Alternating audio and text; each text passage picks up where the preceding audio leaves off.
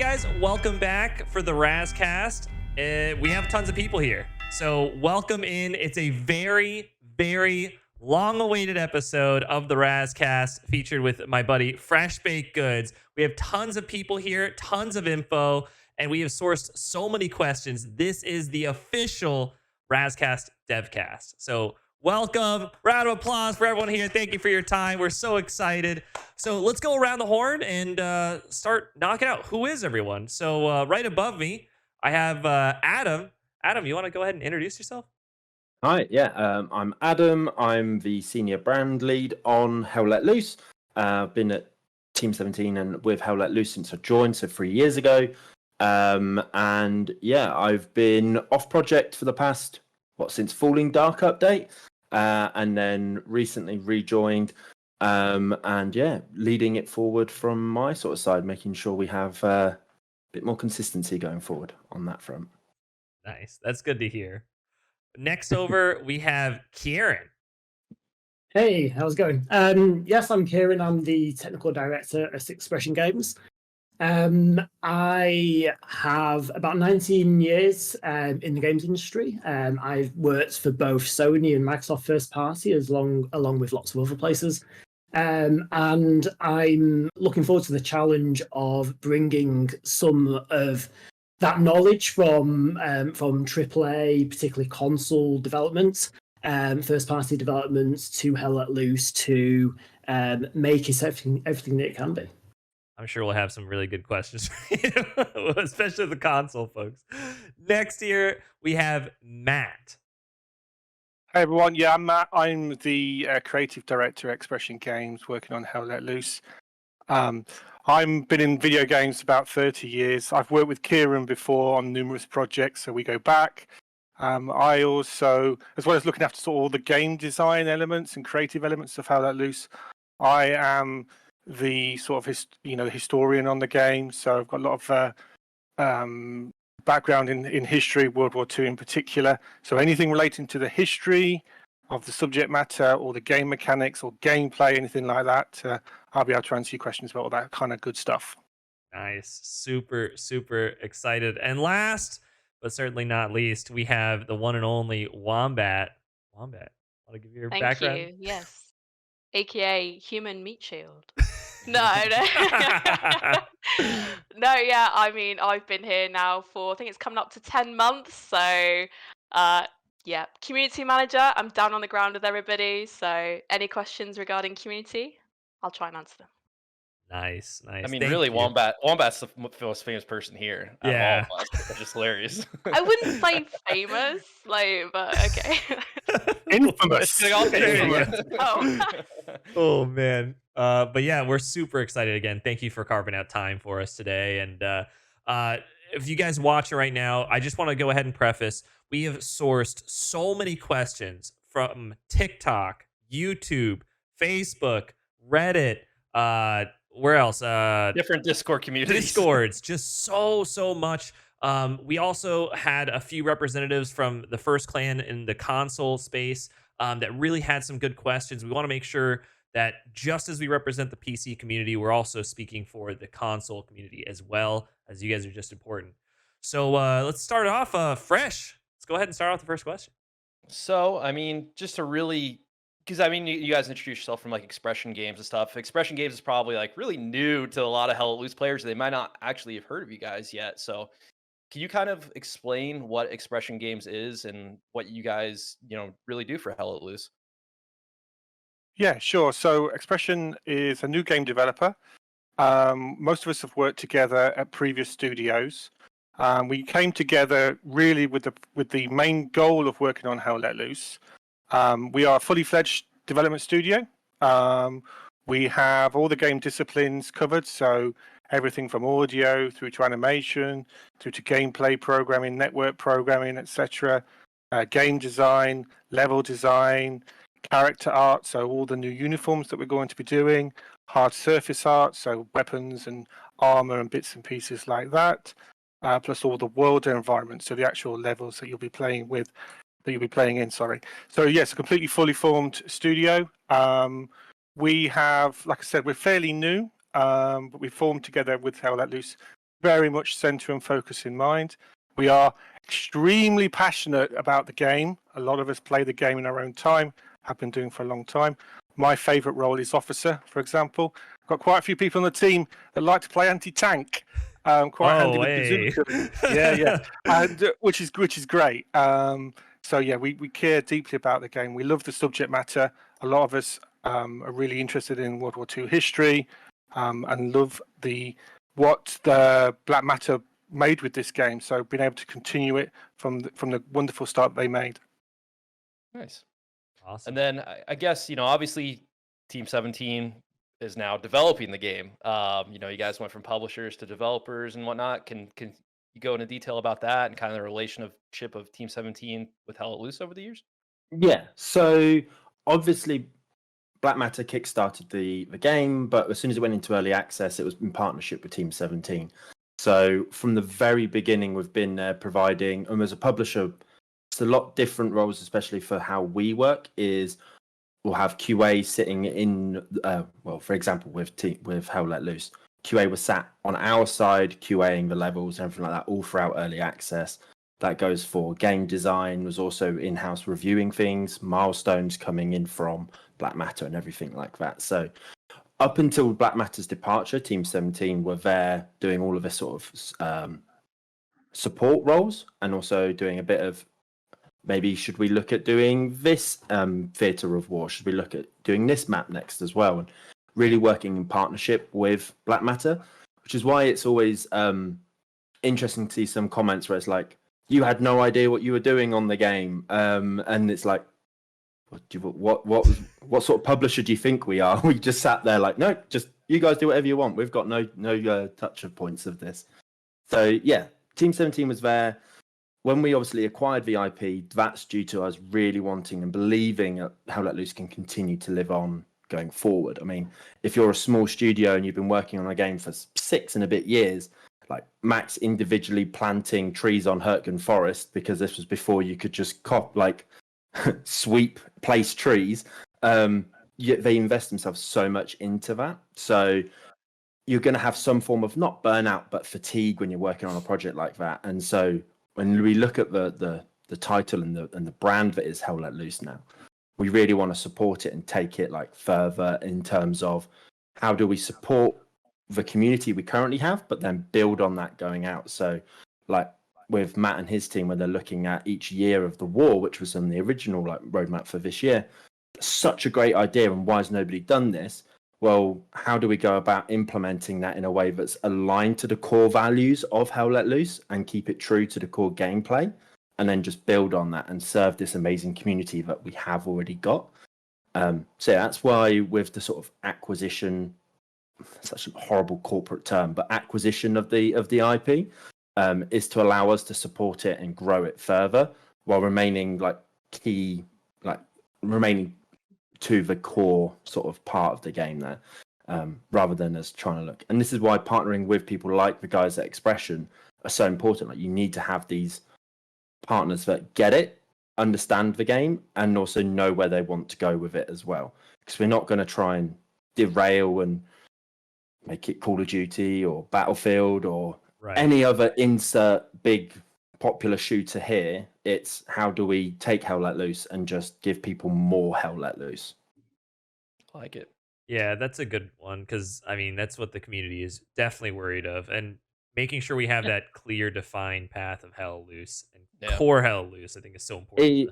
It is so important for any community when you've got a game that you love and it's carved its own niche as well, and yes, you've got a niche, but you don't want to remain tiny, or niche for our American viewers. But it's when you have that, it's how do we not only just stay in our lane, but we know people are going to be really enjoy this, which is why I've been looking at the new user onboarding and stuff like that. But staying so close to what makes Hell Let Loose great and not straying away. We don't want it to be Titanfall, wall running and stuff like that. Yeah, exactly. I know. Sorry to break everybody's. It's where Matt goes. Technically, the Germans were inventing some wall running capabilities in 1946. Yeah, right.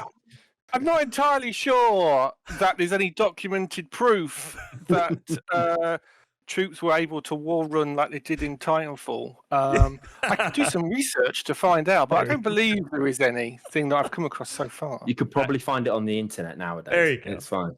I guarantee you this is gonna get taken out of context Yeah. already. Yeah. We're like 3 minutes in, and like someone's already gonna clip that and be like, "Oh, wall run's coming to hell loose." Pink gunskins. Yeah, No, right. Exactly. Anime skins coming soon. Perfect. Yeah, right. Perfect. Confirmed. Well, that's the exclusive of this. Oh my god. Cool. German no, thank you for movement. painting that picture for us. I know it's a lot of people don't know what happens behind the scenes, so it's good to hear these things and know what you guys do and everything. But with all that, I mean, let's jump into like the actual questions from the community. And like Raz said, these are not even our questions; these are questions we got from everybody else. And I'm gonna go ahead and apologize. We got hundreds of them. If we don't get to yours or anything, we couldn't. It is what it Literally is. hundreds. So Couldn't do it. But Raz, if you want to kick us off with the first question, go for it, man. yeah, so by far this was the most requested for us to discuss and go into detail with. Obviously, with the roadmap being pushed back, and a reallocation of focus and resources to bug fixes, optimization. What's the current plan in regards to focusing on optimization, focusing on bug fixes, and how are we targeting that? Who wants Okay, to take so- that one? Should I go first? Okay. Yeah, crack on. So, first of all, I think it's worthwhile talking about what you started off saying now, which is the change of plan. We definitely have realized that our focus needs to change. We particularly, particularly from Expression's point of view, coming onto projects, we were keen to, bring as much new content as possible to the players in Hell Let Loose, and we were pushing forwards as fast as we could do with that, without necessarily taking into account the legacy issues that are in the game, things that players absolutely want to get fixed. And it was a really, I think, good wake-up call for us to realise that what we were pushing forwards to do, which we thought, coming onto the project was the right thing to do, to bring more content, to the players, wasn't actually the right thing to focus on right now. We do have a fairly sizable bug database that we've inherited coming onto the project. We are very much aware of a lot of the issues that players have, and thank you to all the players that submit bug reports. That really helps. It's a big game. It's hard to test all of it. There are certainly issues that don't easily happen in our test environments. Until we get thousands of players playing the game, we don't see them, which makes it tricky. Bringing back PTEs obviously is huge for both the community, but mainly for us, because we do struggle to reproduce certain issues that require a lot of players. We have that environment now where we can get the players to help us verify bug fixes, but also to help us, reproduce those issues. The things that we struggle to do in the development environment, so we can understand why they happen and then how to fix them. So, one bug fix, which is coming out very soon in update 14.2, is the grenade bug is finally fixed. Insert huge applause here. Huge. Yeah, right. Huge. Everyone's losing their minds right now. Yeah. I'm sure. Someone said they do a conga line if we actually fixed it. So Yeah, we I'm will- fully I- expecting we will a do a conga line. Need pictures. That is Yes, huge. we need the evidence of conga line being done for us to take that as payment for fixing Yeah. that bug. Otherwise, you're just gonna put it back in the game. It's only fair. Yeah, I know. I will revert it to back in its original form where you drop the grenade at your feet rather than Oh, it vanishing, The best. because that was the fun one back in the day Oh, where man. it just didn't go back into your pocket, just dropped at your feet and have at it. Jeez. That's huge. That's huge.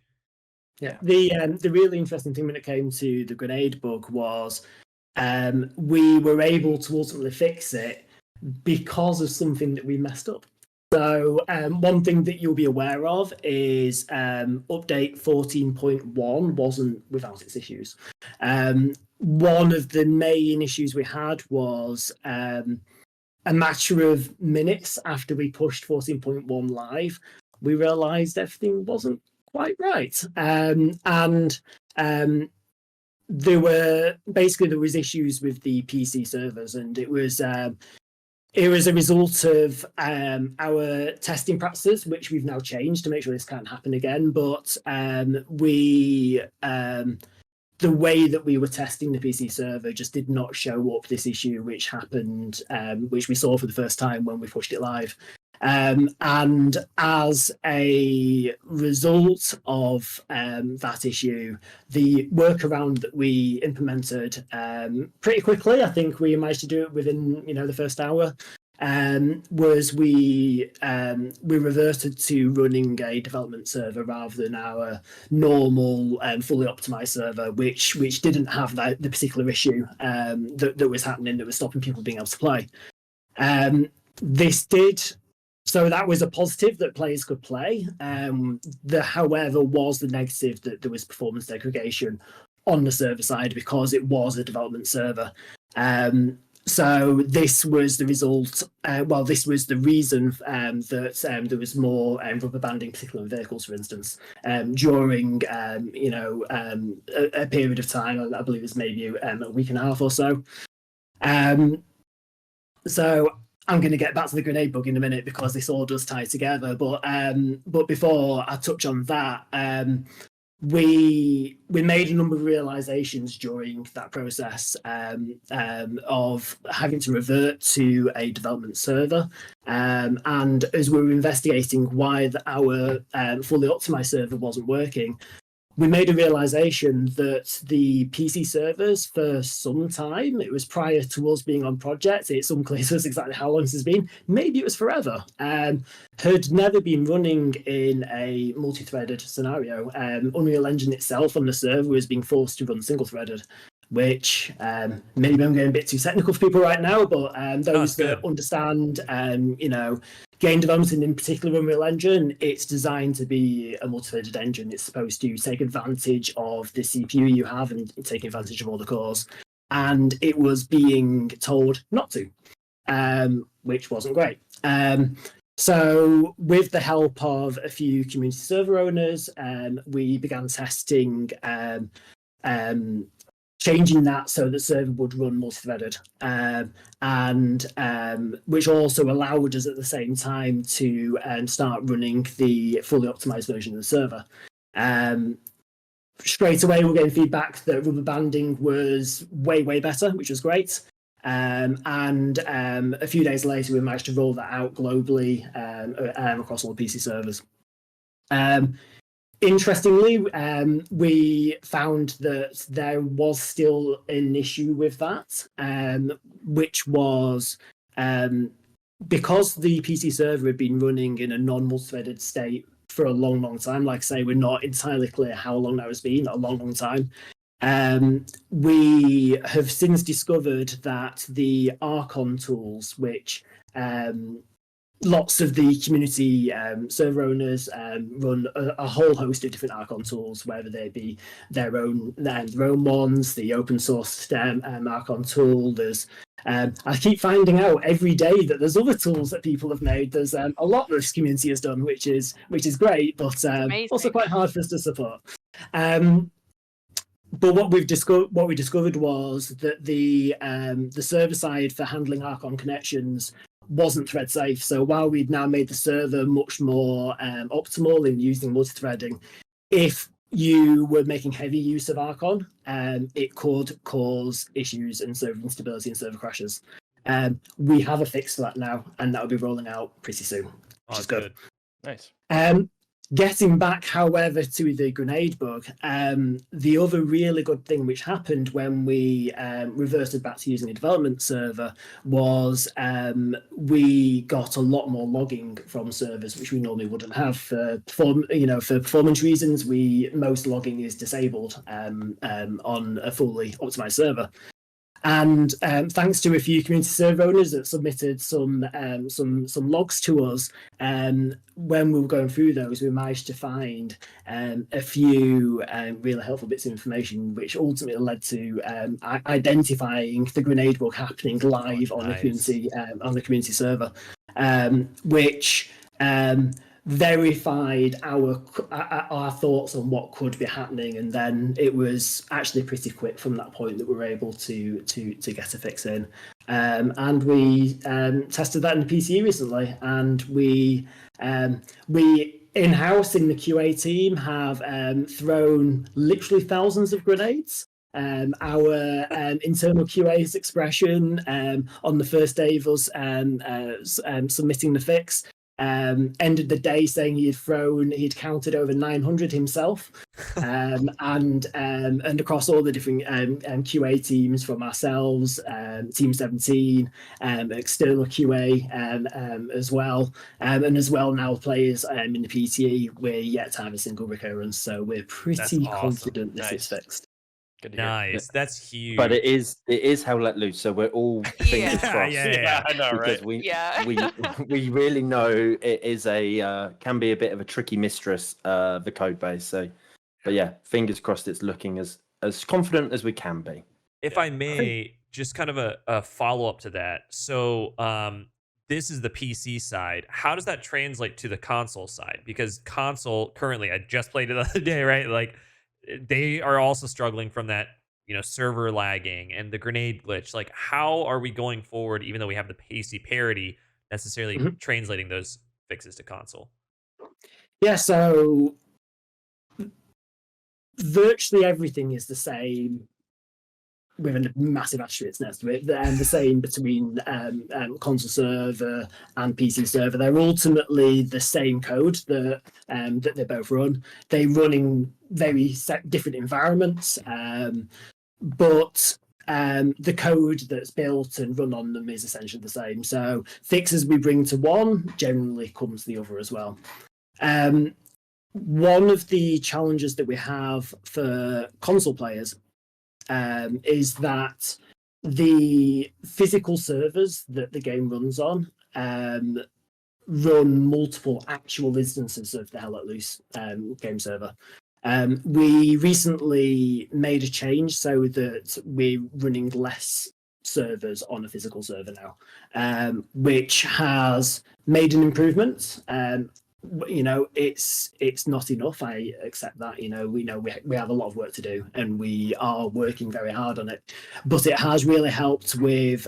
Previously, we were seeing the servers spending extended periods of time with the CPU as 100%, or technically, and this might not seem possible, but it is with the way that these servers run over 100%, which just meant they couldn't keep up. So you would see extended periods of things like rubber banding and things like that, because the server was just trying to catch up to what was happening.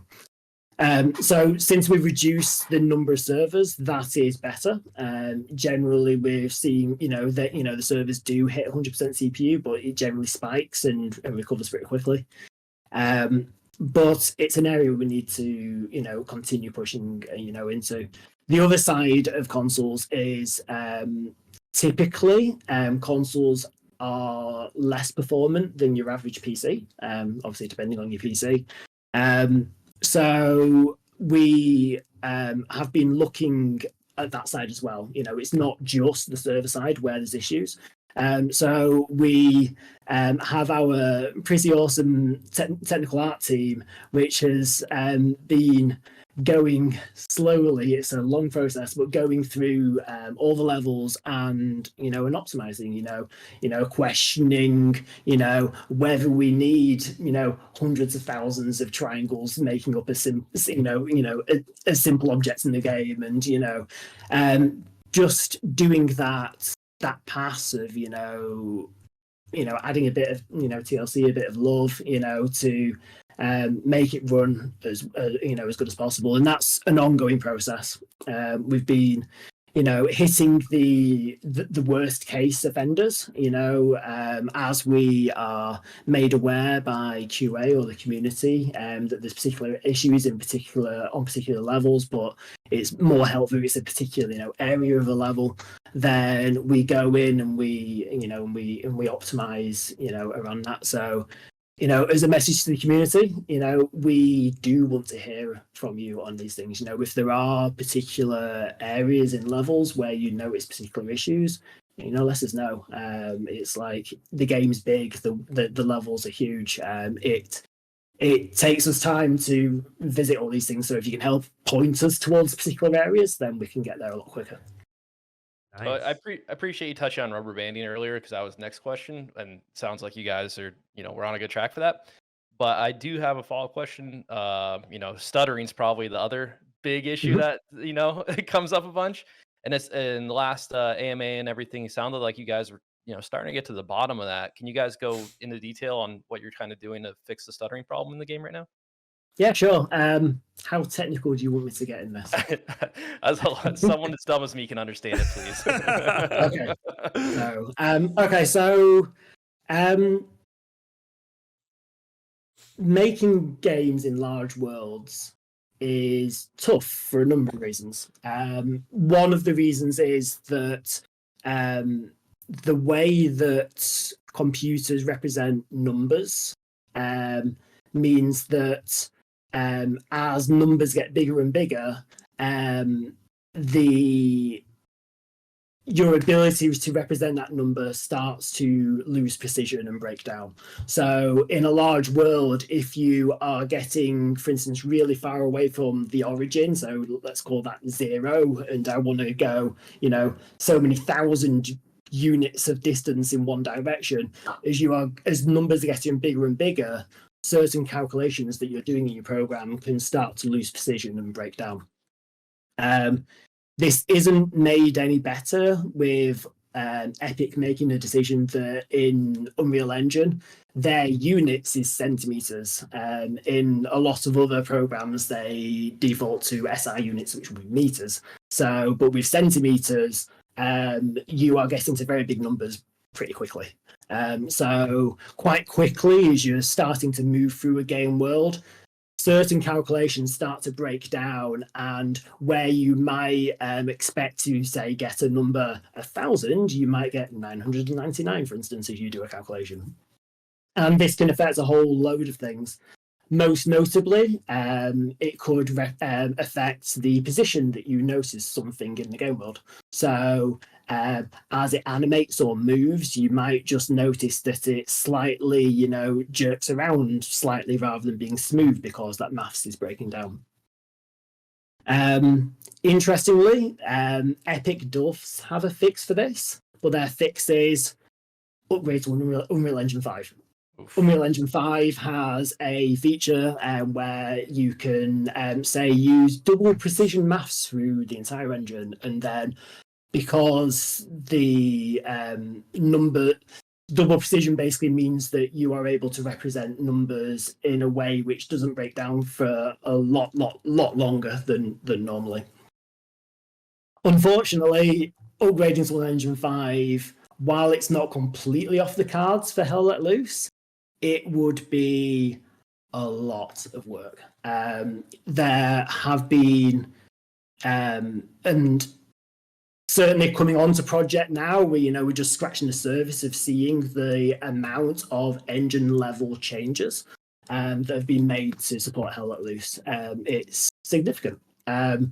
So the process of upgrading engine is a really tough process of understanding the changes being made to the engine and then potentially having to remake them. And that's made even more difficult that Unreal Engine 5 uses a completely different physics engine than Unreal Engine 4. And for Hell Let Loose, the physics engine itself was modified to support some of the things in the game. So, as we all know, there are sometimes a few interesting scenarios with physics in the game, particularly with vehicles.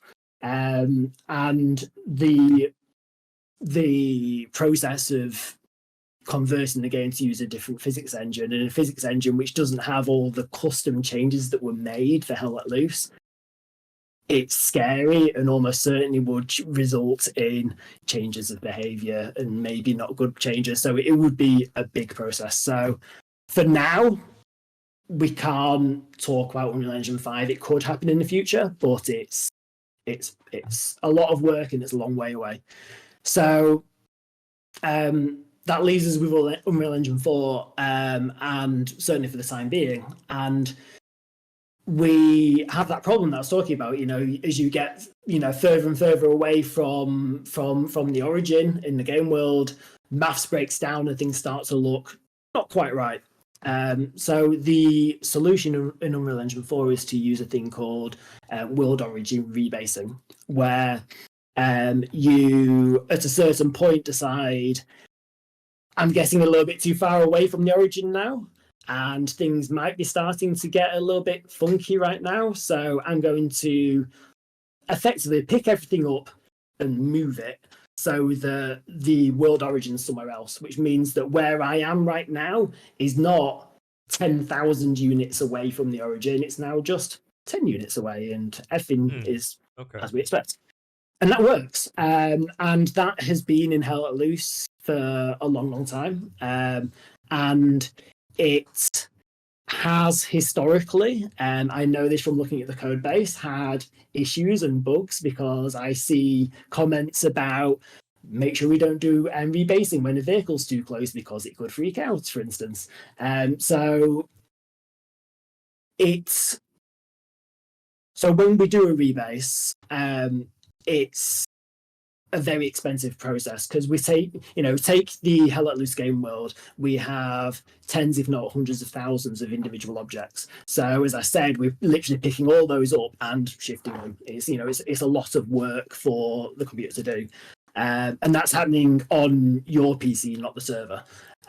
So again, going back to, for instance, consoles, less powerful, typical from your PC. That process is tough and can quite easily lead to a frame rate stutter, as it does that process. Like I said, the Hell Let Loose for the longest time has always done this, but it used to do it much less frequently than it does right now. So the reason it does it more now is unfortunately because of the British weapons. So when we were coming to get the British weapons into game, one thing you'll notice, try this when you next boot the game up, British weapons, when you go to ADS, you'll notice that a lot of them will have parts of the weapon that are much closer to the camera than other weapons in the game. And getting back to this maths that can break down, you're much more likely to see the effects of that maths breaking down if something's really close to the camera. You might see stuff, as it's animating, the sway of the weapon. You might see it glitching a little bit rather than being smooth, for instance. So with the British weapons, with some of them, it was with the settings we had before for rebasing, you could get a certain distance away from the world origin and it would look pretty janky. So the solution we had, which fixes that jankiness, was to make it so we rebase when you moving less distance away from the world origin. So we reduced it quite a bit, which fixed that visual issue, but made us rebase much more regularly as you move through the game world. And because it does it more regularly, you get the frame rate hiccup much more frequency as you move through the game world. Now, we are trying to figure out what our best way of fixing this is. Right now, we are testing a change where we have doubled the distance from what's currently live in the game of when it will rebase. So it will halve basically the frequency of seeing that frame rate hiccup happen.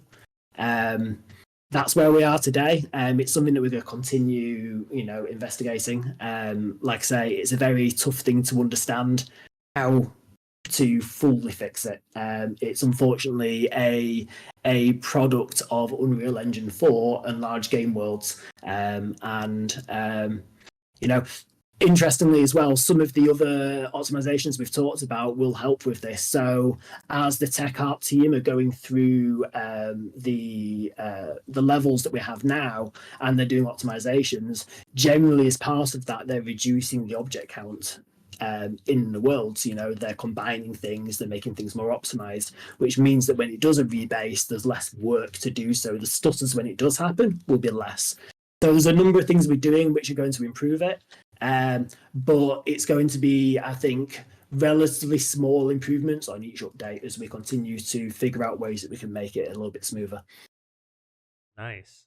Awesome. Yeah, I think people just appreciate the fact that you guys are, it's a lot of work, and I think, I think everyone's appreciative of the fact that you guys are putting this much effort into solving it.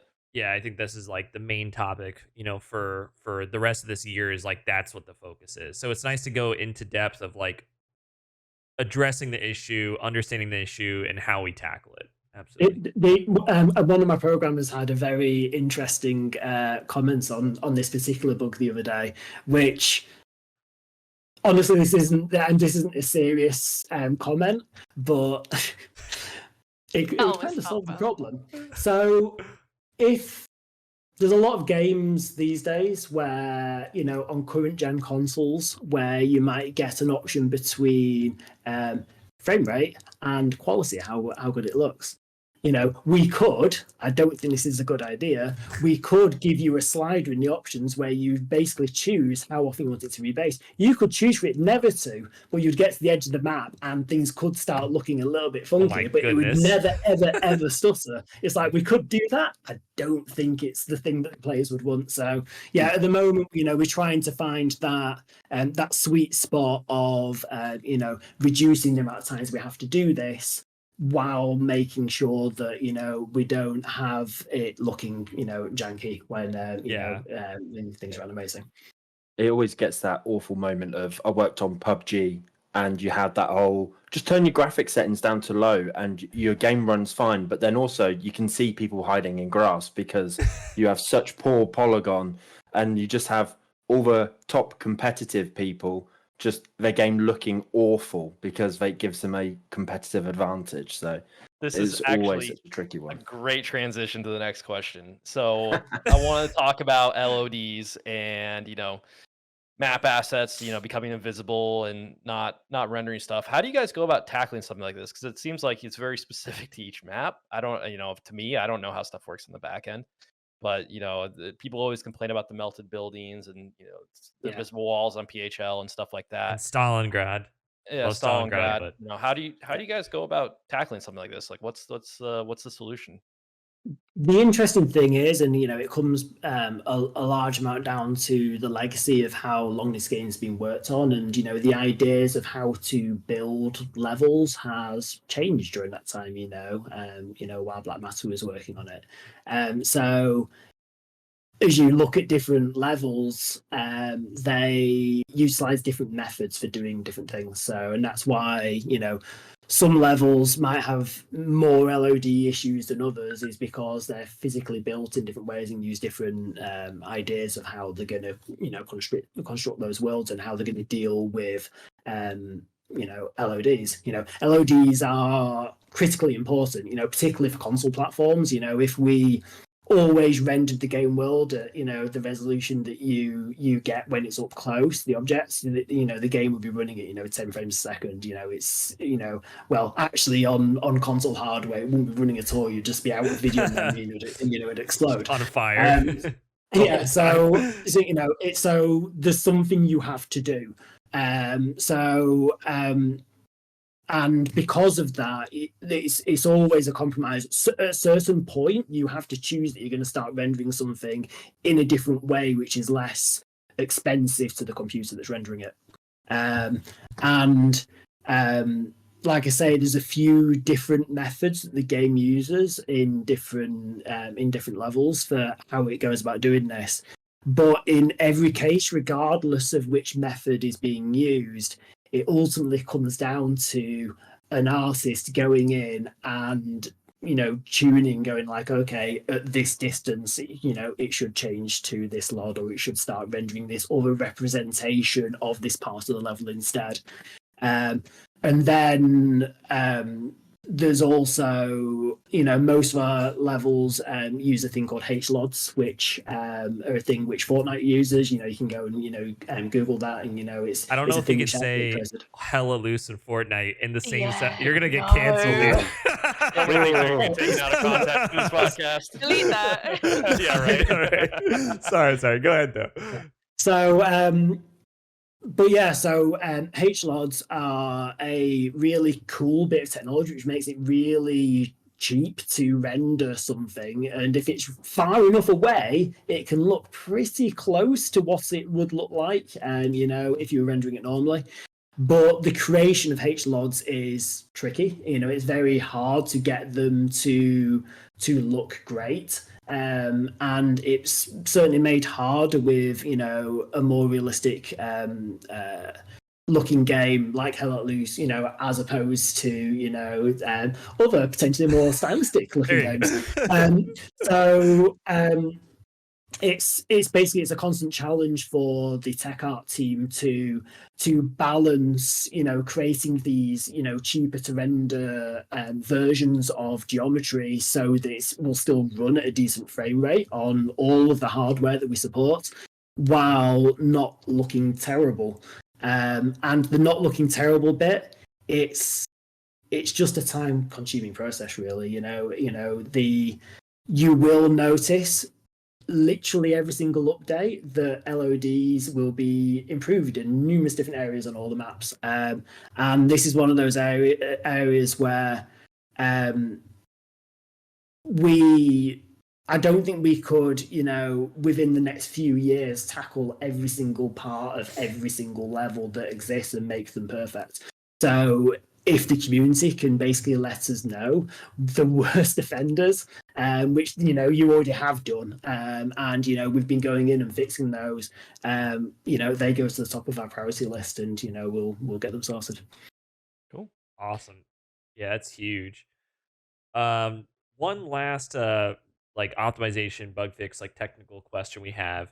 And we've seen this happen a little more recently than prior, but VoIP. What's our strategy on making sure VoIP is viable? Is this something that we can partner with Vivox on? How does that work, and how do we continue to improve that quality? Yeah, so we do work closely with Vivox. They actually recently reached out to us, and they had themselves been looking into user reports of voice issues, and have managed to identify that there was an issue in Vivox, particularly if people were using mobile-based data networks for connecting to the game. Then there's a high chance that the Vivox would basically stop working and the connection would fail. That has been fixed in the most recent Vivox SDK, which we have updated to, and in 14.3 that will be in there. So we're hopeful that a percentage of voice issues will be fixed. I'm not going to say it's all of them. I don't think it is. We've already pushed out over the last few updates a few fixes, things that we noticed. So, for instance, previously, if you failed to connect to Vivox for whatever reason, poor networking environment or whatever it might be, something that's caused that to fail. Previously, there would be 0 attempts from the game to reconnect, which obviously isn't ideal. So we implemented, I think it was for update 14, we implemented basically a retry loop. So, if that happens, and, network environments are never perfect, it always can happen. It will retry now, it will keep retrying to join. But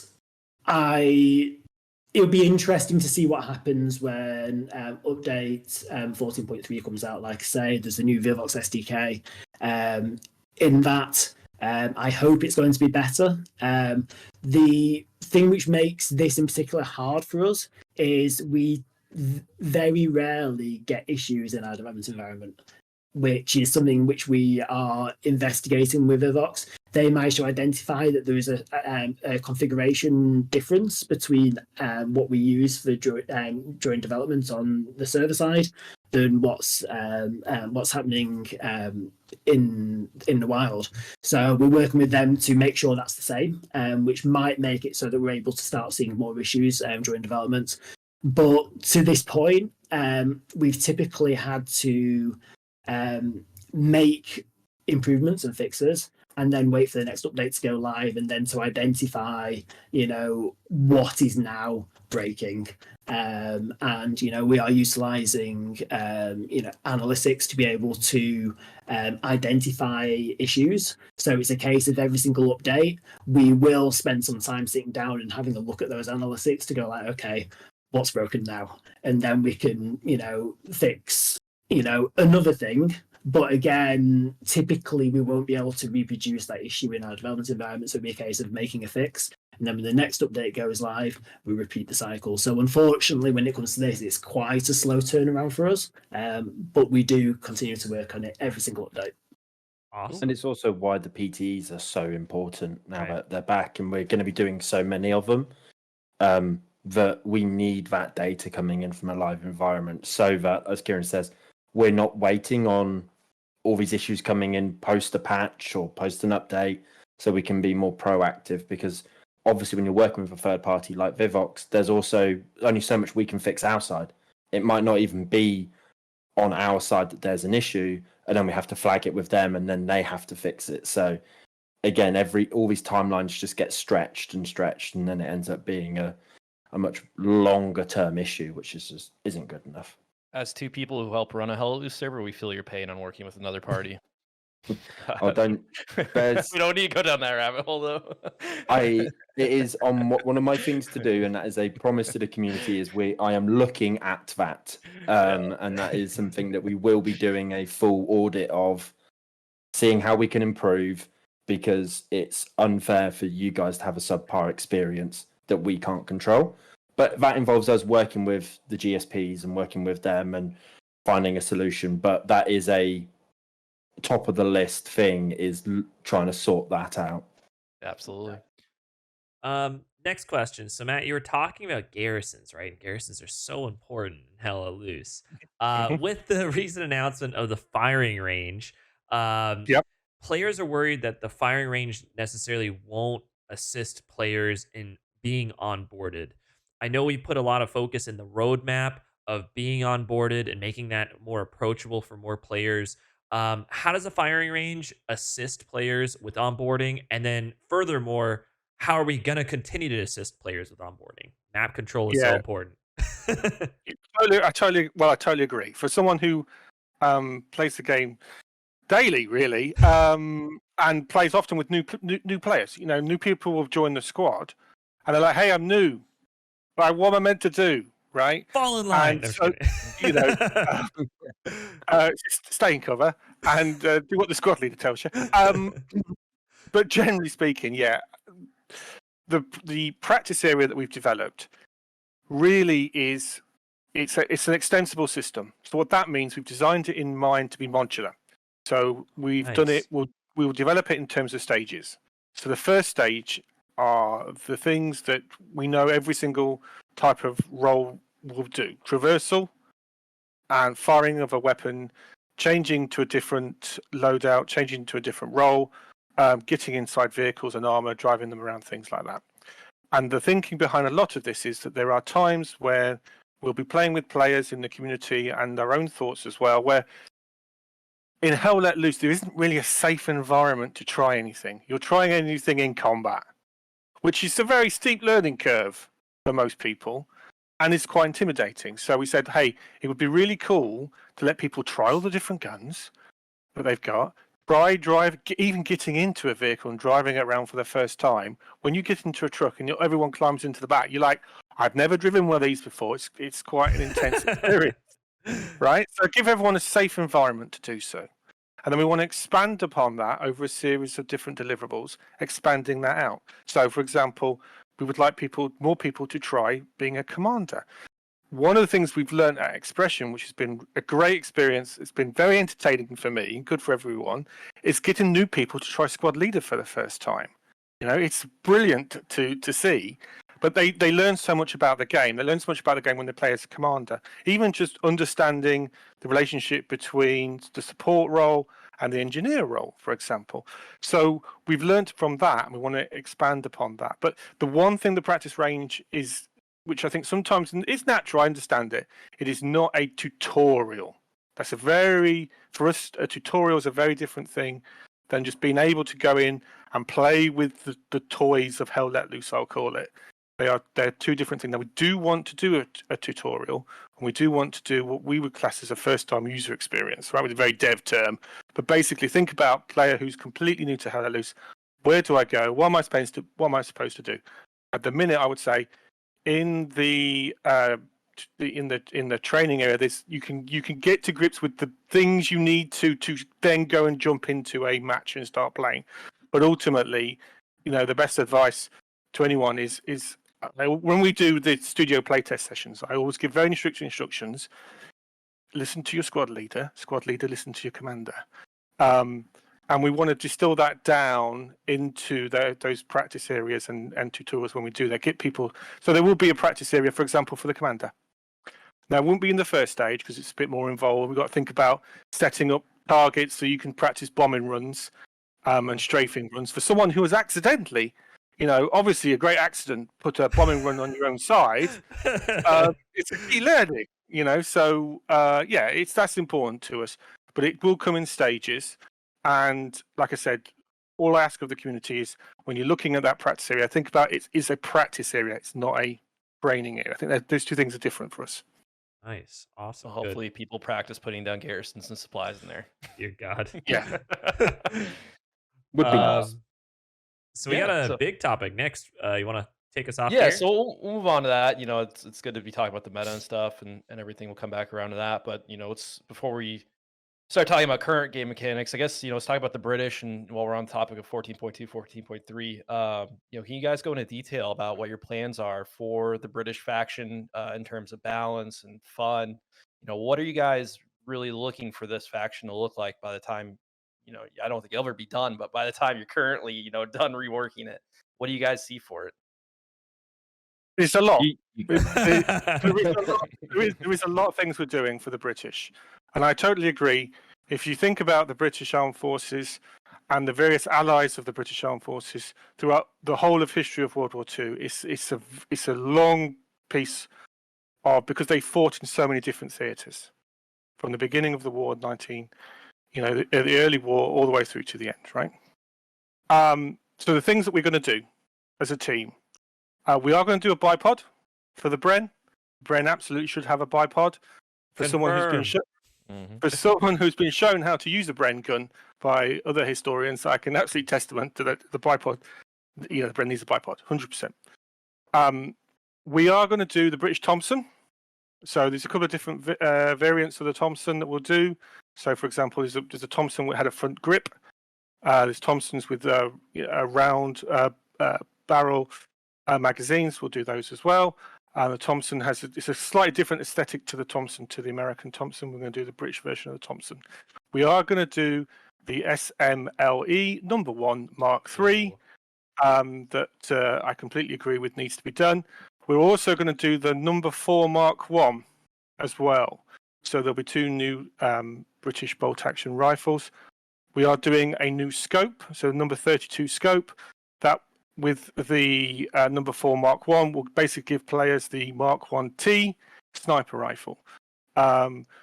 We are going to do another additional Sten gun, so the Mark V, he says confidently. And we're looking at the Gammon bomb, for example. So in terms of firearms, we want to do an accurate, super accurate variety of different firearms on a per theatre basis. What this means is the weapons that you have access to in North Africa would be different than the weapons you have access to in 1944 Western Europe, we will call it. So different loadouts, different weapons for those two very different theatres of World War II. We're also looking at the Lewis gun, in particular with the relationship with the Bren. When I think about a rifle section in World War II for the British, my mind doesn't immediately think to a Lewis gun. I will be honest with you. It comes to a Bren gun as being a support LMG weapon. But the challenge with the Bren gun in terms of the balancing, the history of the Bren gun, for many historians would claim the Bren gun is one of the best weapons of LMG weapons of World War II. On paper, you might compare it to the MG42 and go, well, look at the fire rate of the MG42. You know, it's absolutely phenomenal fire rate. That is true, but obviously the German forces at different times in the war, their manufacturing numbers were not the greatest, and they suffered from that. The MG42 was expensive to reproduce, expensive to make compared to the Bren, etc., etc. But Hell Let Loose doesn't model those sorts of things. So when we're looking at the design of weapons, we can't take into account all parts of history because there is no idea. You know, it'd be very frustrating, wouldn't it, if you choose the machine gunner for the Germans and you go, "Hang on a minute, I've only got 10 bullets. This is not going to be very good." That might be the case in the. I'm exaggerating a little bit, but in the history, certainly that machine gunners in the Wehrmacht were trained to fire in very short bursts, for example, at different times. So we have to take all these things into account. But the conclusion that I'm going around is this: we're going to do the Bren with the bipod, and we'll look at whether it should just be for the machine gunner, whether it works for the automatic rifle, but whatever. And the truth of what we'll do is we'll do tests, and we'll do tests within the PTE. We'll see from observations and getting feedback on our own thoughts as to go, okay, well, we've done the work. Actually, allocating it to a class is pretty straightforward. What that will mean is we're going to completely redo all the loadouts. So with all these different new weapons that we're working on, we'll need to do all new series of loadouts as well. In terms of the armor, we are going to do specific pieces of armor for the British, specifically for North Africa, and have a look at the armor that's available for the Driel map. So, for example, Churchill, going to do one of those. Either, Churchill's a particular favourite of mine, either for North Africa, we're looking at the Matilda II or the Valentine. I'm super interested to hear what the community think of those two choices for North Africa. I'm quite keen on either, or indeed over time both. And then the Stuart, for example, for North Africa, having a look at that with the honey, which was what the British fondly called that. In addition to that, we're also going to make good on all the British uniforms for both North Africa and for Western Europe. So North Africa would have what I'll call the 8th Army type fatigues, the shorts and short sleeves, things like that. And then for the Germans, we'll do the DAK, so the Afrika Korps. And we'll do the same thing with the camo for those vehicles as well. So you'll be able to play North Africa with the correct uniforms, with historically accurate weapons and vehicles and armor against the Germans with exactly the same, with the German equivalent as well. Equally historically authentic and accurate. And what it will do is it will make the theatres much more flavoursome and historically accurate, much more thematic as a player. The North Africa will feel very different, as it should, compared to say Europe, as indeed it will when we do the Pacific as well. But hopefully that just gives people some inclination of the commitment we have to making sure that all the gear, all the toys, all the weapons, all the equipment that you'll be playing with is 100% authentic and accurate. I love how Matt just drops that in. Yeah, it's so smoothly. So casually, and we'll do the Pacific as well. Do you want me to leave this in there? Well, when we think about World War II, the way that for a lot of people, when we think about World War II, as historians, we always think about it in the terms of the theatres. So you think about the Eastern Front, you think about Western Europe, You think about North Africa and the Mediterranean, and there's a whole bunch of great stuff in there. And you obviously think about the Pacific; they're the theatres of World War II. So yes, we'll say this. We want to do the Pacific. There's no timeline on it as of yet, but it is in the. At some point. At some point, we will be doing it. One thing I forgot to mention, actually, just go back to the uniforms a little bit on the British. It won't just because it's Operation Market Garden. This is a subject that's very close to me. My grandfather served in Operation Market Garden. It's a period of history I know extremely well. We will include the British Airborne for Operation Market Garden, and we will include the Polish Airborne for Operation Market Garden. The Poles and the British obviously famously dropped in and around the Arnhem area, including Drial, Polish in particular, and we will pay our respects to the Polish in that area, in that part of World War II, and so we'll include their full uniforms and correct berets, etc., etc. So yeah, that all sounds freaking awesome. That's huge. That is amazing. Yeah, and Yeah. I'm glad that we're including the Polish too in that, and then specific uniforms per Yeah, the I battle. want to touch back on that at some point here. But before we get away Yes. from the British stuff being announced, we did have one specific question. Obviously, you mentioned all these tanks being added. Currently, the one British heavy tank in there is the Firefly. That is arguably kind of like the most least fun tank to use in the game because of its mobility and stuff. Will you guys be looking at, you guys are going to be adding more tanks, so you guys will be looking at the tanks as well? And all these absolutely. things? Cool. Yeah, absolutely. We're gonna look at all the armor for the British, everything from the ground up. The Firefly clearly, obviously, was not in North Africa. It's an interesting one with Hell Let Loose because of how Let Loose classes its different types of armor. The Firefly historically is fundamentally the same chassis, if that's for want of a better word, as a normal Sherman with a 75mm gun. It just has an almighty 17-pounder on it. Yeah. So I'm going to look into, especially when we do the Churchill, I'm going to look into the different armor, the game mechanic armor values of Hell Let Loose and how they work in relation to how they were in. We'll come back to that.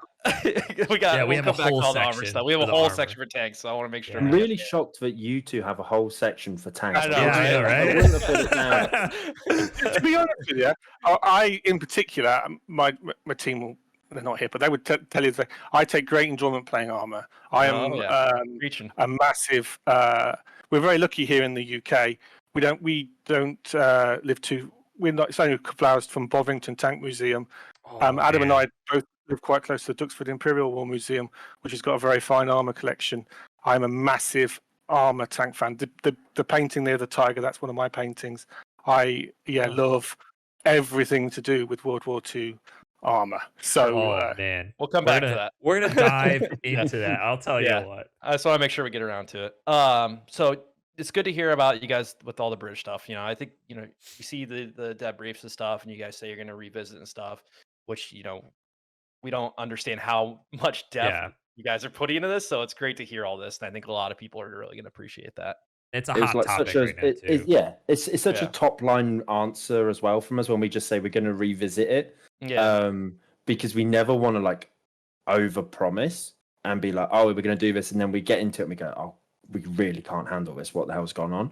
Yeah. But this is the one case where it's a bit of not wounded pride, but we all love the faction so much. Shocked we all wonder sound why. like this. Huh. Really, really odd. But it was very much that case of you look at it and you just go, we know what we need to fix. And I think when I first came back on project, me and Matt had the first chat was like, we know we need to look at the weapons because we've got the wrong rifles, we had a naval and an air-based defense SMG and stuff like that. So it was very much us looking at it and going, no, we know we need to make this right. And it has been something that we've really nailed on. We can't wait to actually sort of get these in the game, show them everybody, test it properly in a PTE so that we're all happy with how the weapons work. We're not got overt weapon sway, which is going everywhere and everything like that. So we want to make sure it's great. Totally agree. behind a little peek behind the curtain. For when I first started on Hell Let Loose, I catalogued every single firearm of World War II for the British, Americans, Soviets, and German forces for Hell Let Loose, both all the firearms, all the different pieces of armor and vehicles. And for anyone who knows the history, I know a lot of the community do. There's an awful lot of vehicles used by the Wehrmacht in World War II. It's a lot of fun. So yeah, every time we look at a new faction, or every time we look at a different battle that we want to cover, we go through, and as you can tell, I'm a fan of books, so we go through all the history books and do quite a extensive, deep dive into the history of particular weapons. I think the other key thing in terms to the reference and the research is I'm a big believer in double referencing everything. So what one historian will say, I'll cross-referencing it with what the other historians that I trust their opinions on to say as well. And as a team at Expression, we've got an awful lot of people that know and are ever expanding high level of knowledge of the subject matter, which is great. Fantastic. I think people Awesome. appreciate the historical accuracy, so love to hear it. So transitioning a little bit here, we're going into meta. So the meta of the game. For me, one of the worst parts about Hell Let Loose is the Recon Arty meta, where your whole game is spent camping them, right? So what do you mean? It's great. Don't you like just being a recon and just sat there not moving? Yeah. So I think the first question is kind of like, what are your thoughts on the Recon Arty meta? And then the second question is kind of going into like, how do we foresee that in the future? Does Arty swap into like something that you can disable, or does it move into mortars, right? Like, what are our solutions? What are kind of on the table? What's our road forward? You can go, mate. You've got some great ideas on this. So, I totally agree. Totally agree with the frustration around that loop. And I have spent a lot of time with Max, the original creative director of Hell Let Loose, talking about different solutions. And I think we sort of see eye to eye really on what we could do moving forwards. I think, and there are several options. One option that we'll prototype and we'll put into the game is make an artillery a commander ability. Oh. And the commander calls in the artillery as if they were what I would call a spotter. It does always, every time I think about artillery, I think, it'd be great to have a spotter plane, wouldn't it? But certainly a commander ability for that's something we should try. Mortar teams. The mortars famously are, the first support weapon that comes to mind when it comes to light artillery on the battlefield. Whether that's in history, whether that's a 3-man, what I would call a medium-sized mortar, or a small-sized mortar, which would be a two-person operated weapon. Now, within Hell Let Loose, we may, due to the nature of in fact, it's a video game, we may do a 3-man person mortar team as a 2-man person mortar team, as it were. Do you know what I mean? But certainly mortars, both small and medium mortars could be something. And I could see a great player agency with those. So you don't know you got to find the mortar team. That then leads me on to the next sort of thing I have in my head around self-propelled artillery pieces. So you get to drive the artillery around as it were in a vehicle form, and the vehicle has an artillery piece on it. And there are plenty of historical self-propelled, most forces had self-propelled artillery pieces as well. And again, that creates a more interesting gameplay mechanic because they can physically move, and maybe they're, depending on the piece that we're talking about, maybe the destruction ability of that piece could vary as well. So I think the surmise of it is, as always, as with a lot of game development, there are lots of things we want to try out and prototype. And the way that we work is we'll have an idea, prototype it quickly. As soon as we think it's possible to run it into a PTE where it looks representative of the idea to see if it has legs, what we call legs, then we should do that and get feedback from the community. And that helps iterate. A lot of game development is a lot about iteration. So you try something, oh, this is good, this could work. Get some feedback, iterate, get some feedback, iterate, get some feedback and iterate. And that's where you kind of find the magic in the mechanics, I think. It's very difficult to say, I think, on paper, this thing here will work, 100% guarantee. From my experiences and from the team's experience, it's better to have a few different systems that we can try quickly and work out. So there's lots of different options to us, but it's something 100% that we want to look at. And I've got we use a piece of software. I won't bore everyone. We use a piece of software called Jira. Where we put all of our design tasks. Yeah. I use that too in work. I'm creating Agile Jira management, tickets man. Yeah. for artillery prototypes. So, So yeah, funny. something that we're very keen. Yeah, absolutely, 100%.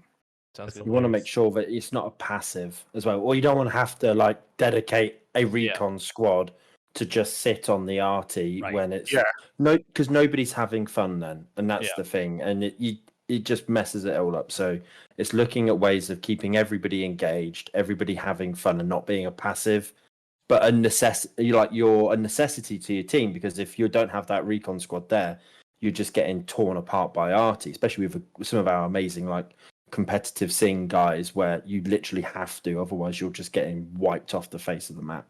So yeah, it's definitely something that needs looking at. I mean, one thing we could try is we've got lots more ideas about support, wild class as support weapons. So, for example, heavier machine guns on tripods. For example, the Germans would be using MG42s on Lafettes. The British had the Bren guns on tripods. The Americans 50 cals on tripods, etc. So it could be that as we develop this idea about more support weapons, that there could be a player support weapon team, and those players choose whether they want to run mortar or they'll choose if they want to run a heavy machine gun, for example. They're all the different things we would want to try out. Sounds good to me. So going back, we're talking about how it's kind of a chore for the Recon Arty meta. There's a couple of those kind of factors that come into Hell Let Loose and the meta and stuff. And one of those would be the node system. Right now, nodes are kind of just something you just have to do. Like it's just it's not too fun to do. It's just you do it. Are there any thoughts to adding more depth to the node system, or making this more fun, making it more involved in the game, aside from just giving people XP and team resources? Yeah, there's actually one of the things that came out of the AMA, which we talked about, that I thought was a really good idea, was a simple thing and I think Hell Let Loose did this in the past, where the location of the node has an impact. I was like, well, that suddenly creates a deeper mechanic, because there's another variable there, another tactical variable. You have a choice to make as the player. For sure, there's a choice now to some extent where you put the nodes, but we all know, broadly speaking, the area where engineers put their nodes, right? It's the area where you can just about get to, where you can unload the supplies from the supply truck and build your nodes. So you can run that line along the map, and lo and behold, there'll be enemy nodes there. So having that extra bit of sort of depth to it, I thought was really interesting, and something that we definitely want to prototype out. And then that ability for certain items to be constructed near the nodes. So certain support weapons, I also thought was quite interesting. So I think there's a few different things that we are keen to definitely to prototype out. And again, this is why I'll keep asking people to join the PTEs. When we do it, we'll put it in a PTE. We'll use that feedback from the PTE, as well as other people's thoughts to get some. I'd like a bit more. I think with the thing with the nodes, what I'm looking for is a little bit more risk reward. Yeah, it's a higher risk, but that's how it used to be. Reward. Like you'd have 3 people sneak behind enemy lines, go all the way back to that enemy HQ to build them. I think the key is with those nodes though is like the risk reward, but making sure that it doesn't bulldoze other team. Because one of the changes they made was like you could only do it in blue. So if you were winning, the losing team could never come back. It's one of those things where you'd have to build it in the red. So it is risk reward, but it doesn't necessarily bulldoze and make it so the other team can't win at all. So, yeah. No, I agree with that. Yeah, completely. Cool. So the next question here is, well, it sounds like you're kind of alluding to that already with the PTE. Obviously, it'll be a great way to go ahead and experiment different ideas. Have garrisons been any of those ideas that you're working on, like differentiating the garrisons? Obviously, the most recent change with garrisons is being in the red zone. Like, how is that being looked at? Are we looking to expand the garrison capabilities, mitigating garrison capabilities? To add on, like right now, anyone who's played Hell Let Loose for a while knows where garrisons are going to be. Yeah. It just kind of is what it is at this point. Is there anything that you guys are looking at to maybe change this up? Just the Putting in garrison meta in buildings, general. Yeah, like, put it. different That'd be things. cool too. How do we take this one step further so it's not as predictable and less chore like? But defending garrisons and rebuilding them is the main part of the game. Let's be honest. It's become kind of just a routine thing to do now. So, is there anything you guys are looking at to add more depth to this, change it up a little bit, or anything like that? We may have a new type of Yes. garrison. Oh, Whoa, what? We may have a new type of garrison, but I'm going to keep a little bit tight-lipped about it because I That's think there's a few development things that we've been experimenting with. Because I totally agree, and we've done some tests within the teams with a new type, or I wouldn't say a rev. Careful how I say this. Takes the good stuff out of the garrisons and maybe unhinges it from some of the frustrations people have with the garrisons. And we've done some prototypes, and we had a system working that we're very excited about, and that we will want to, again, we'll run it the right time in a PTE. But yeah, I totally agree. I totally agree also about when you've been playing the game for a while, you get a feel. You kind of go, I know there's going to be an enemy garrison there. I predict it's going to be an enemy garrison, and that in itself can be quite a satisfying mechanic. Yeah. But I don't think that should be the only mechanic within the garrisons, within the Garry system. And I think the other thing as well is thinking about how to the amount of games I play, and invariably when I'm on the losing side, which of course very rarely happens, but does occasionally happen. Happens quite a lot actually. It's invariably because of the lack of garrisons. Yeah. And I was also thinking about is that good? Is that right that we should lose because of the lack of garrisons? I think the garrison does encourage the team play, or it can do when it's done really well. So yes, very much so. Follow-up question that we're talking about this. The last question I had in the meta. Is there any way to encourage or reward players to build garrisons or play support, outside of just winning and the minimal XP they get from it? Because that seems to be the biggest factor. People aren't learning the game because you have to give them that carrot and then a stick, besides a place to spawn. Like, what's their personal reward for building a garrison? What do they get out of it besides helping the team? So how do you encourage players to do this, to play Hell Let Loose the way it's supposed to be played? Do you guys have any ideas to kind of, outside of a tutorial to kind of encourage players to do this?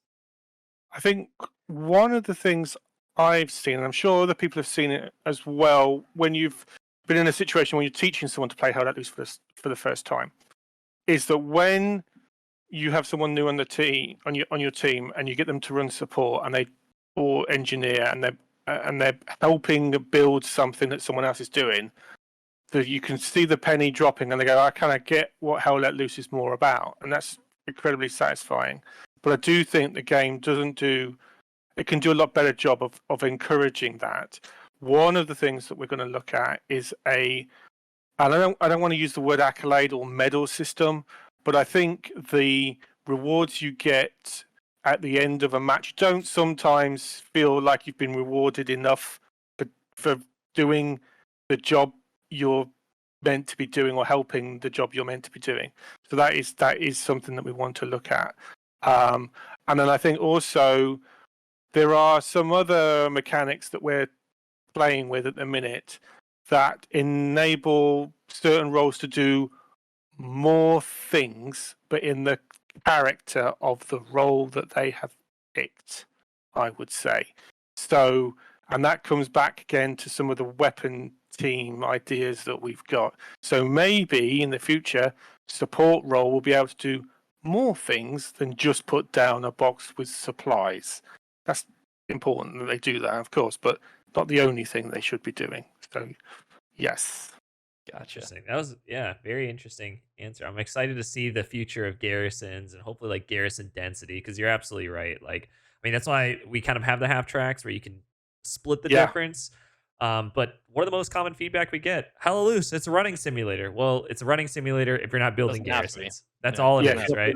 Yeah. All about map control. So we were kind of talking about the XP and some suggestions I had, and just kind of going into a question. Once you get to level 10, that's it, right, with the class. So like, are we looking into eventually, still recognizing players for like going past level 10 on a class, or diversifying, maybe getting a portion of that XP going to another class? Like, there's got to be a progression system, but once you hit that progression, that's it. So where are we kind of going from here? Totally agree. I think that I never want players to feel that they're not progressing in some form in Hell Let Loose. And that could be progressing within the class, within their sort of overall career level, also progressing in helping other, I'm going to be very elusive here, helping other classes with the class you've got and the XP that you've earned. Maybe there's something you can do with that XP to help other classes, for example. So yeah, I get the level 10 cap, but I don't see that as being the ceiling. Yeah. Not at all. Do you know what I mean? And some of the new weapon systems that we're going to be prototyping out, maybe some of that will feed into some more things that you can do within those levels that you've attained and goals that you can get to as well. But yeah, I think the minute you feel like you're not progressing in a game, I think that's not a healthy place to be. I think we all need that feeling of we're working towards something, whether that's helping or our own individual stats as well. So you guys talked about redoing the British loadout system basically from the ground up. Are there any thoughts about doing this for other factions? Because the loadouts can be a little funky. You have like assault level 9 being potentially the best in the game. Then you have like tank crewmen only getting a torch at level 3. So sometimes new players are really are at a disadvantage to some of these more experienced players with the current loadout system and stuff like that. Do you guys have any thoughts on going back and looking at these other loadouts for these other factions and working on those at all? Yeah, we do. We've done some work on when we first started on the project. The first, it's all transparency. The first loadouts we looked at was the loadouts that we wanted to do and may revisit in the future for the Finnish and the Soviets as part of the 1939 Winter War. And in doing that piece of work, we picked apart all the loadouts from Hell Let Loose. And in going through that, we went, you know what, this would be better if this one was here and that one was there, and this did this and this did this. So yeah, I think that's very much on the cards. We will want to do new loadouts. And here's a good example. We will do a new set of loadouts for the DAK. So when you play in North Africa as the German forces, when you play in the Africa Corps, you will have a different loadout as the Africa Corps than you would have done as when you're playing, like the Omaha Germans Beach or wherever. Yeah. Very cool. Yeah, absolutely. Yeah, there's nothing. There are these type of elements. We need to try out some different things, and then again, put it in the PTE, see what people think, see if it makes sense, see if it'll. Where we will start from will be from a historical point of view. So we'll say, okay, from this perspective, we would expect a rifleman to have this type of equipment, this type of weapons. We would expect, as German soldier from the pioneers, they would have this type of weapon, etc., etc. So we'll start from there and then kind of work it into the mechanics of the game. Lastly, for infantry, we're kind of mentioning historical accuracy, and a lot of feedback is mentioned in reference to being able to do select fire. So with the BAR, right, different fire rates. Like, is that something we want to go ahead and do in the future, changing fire rates? Yes. Nice. That's an easy one. That's an easy one. Cool. Sounds good. All right, so here we go. We're gonna move on to the fun stuff. Let's talk tanks. Yeah. Currently with Hell Let Loose's tank system, it's the beauty and the curse. The simplicity of it is what makes it so fun, but it also is super, you're limited in what you can do with the tier system. And one of the things that when it went update 10 and went full release, we got, kind of this heavy tank meta. and that's the focus armor now. There's no real point in using another tank outside of the heavy in most situations. What are you guys thinking for in terms of tanks in the future? Is there going to be a whole ground up rework? You guys are going to throw away the tier system, or do we keep adding on to the tier system? What do you guys see for tanks in the future of this game? As I said, so I love playing the tanks in Hell Let Loose. It's extremely yeah, I absolutely love it. You can join us anytime you want. Yeah, Just hit us throwing up. it out I there. love playing armor. I do love playing armor. I'm not sure. Kieran, I can't remember if Kieran, have you played armor in one of my squads before? I can't remember. I if you haven't. have. No. good. I've seen how you've berated some of our colleagues for their abilities in the tank, so I've been kind of scared of joining you in that. Dude, you're not alone. We get that all the time. People tell us that all the time. They're like, we don't want to be yelled at by you. We're like, it's true. I, to be honest with you, I had a little bit of a misspelt youth when I was younger because we lived so close to the Imperial War Museum.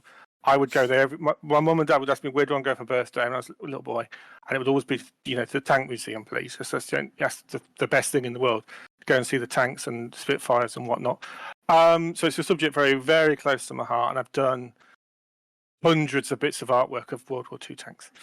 In terms of the sort of direction that I would like to evolve to within Hell Let Loose, and I'll use this example, is when we get to the point where we could put in an American tank destroyer like a Jackson or a Hellcat, and it make a lot of sense in terms of the mechanics. So these are pieces of armor where their actual thickness of their armor is quite low. They're what I would call shoot and scoot type pieces, but they have a hell of a gun, a really good gun. And this is where, Hell Let Loose with its sort of Tiger, we all know that there's a lot of myths about the strengths and the pros and the cons of a Tiger tank. The fact that 90% of the time that they didn't really, capable of moving very far, they were broken down. But the Tiger, that sort of class of tank can dominate the battlefield and be like you say, everyone just wants to be in that type of tank, whether it's a Tiger or, when we come to do it, a Tiger 2 or whatever it happens to be.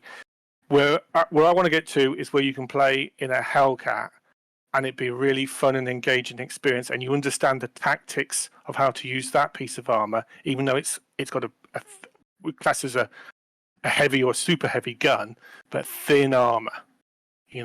So we need to think about armor in the whole. The way I think about armor is the whole of entirety of World War II, both from, and again, when we were looking at doing case yellow, for example, where does a Panzer II fit? There's no heavy tanks in the German army in 1940. So how's that going to work for the player? So it's thinking about all the different variables, plus with armor being buttoned up or open hatches is very much a thing of armor. Smoke dispensers, smoke launchers is very much a thing of armor, etc. I think the one concession I probably do have from the simulation is that I do expect armor crews to be able to converse with each other with a microphone, which of course in World War II a lot of them couldn't. Some of them even just had to use flags. I can't imagine that working very well as a mechanic in Hell Let Loose. But I think there's different phases of development work with tanks. We know, as Kieran was mentioning, we have issues with the physics of them, issues with them driving through the environment. Seemingly some pieces of environment you can drive through, which when you look at it, you go, why can I park my tank in the middle of this thing? It kind of looks very strange. And then seemingly other pieces of the environment, you just hit and you stop. You're like, why is this little bush stopping my tank?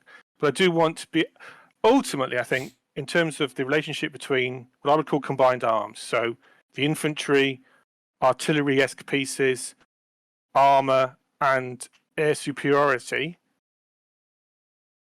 I'm not going to mention that too many times, but air superiority in World War II. There's some interesting mechanics of how all these different things can work and should work together. And within the armor, there's all this great variety. Another good example of this would be more interesting recon, recon type of vehicles. My grandfather, for example, drove a dingo in World War II, for example. And it'd be cool to do some more interesting. Another, it's one of my particular favourites, Sturm Tiger. Oh, yeah. So how would a Sturm Tiger work in Hell Let Loose? How is a Stug going to work in Hell Let Loose? These are all the questions I keep asking myself and asking the design team.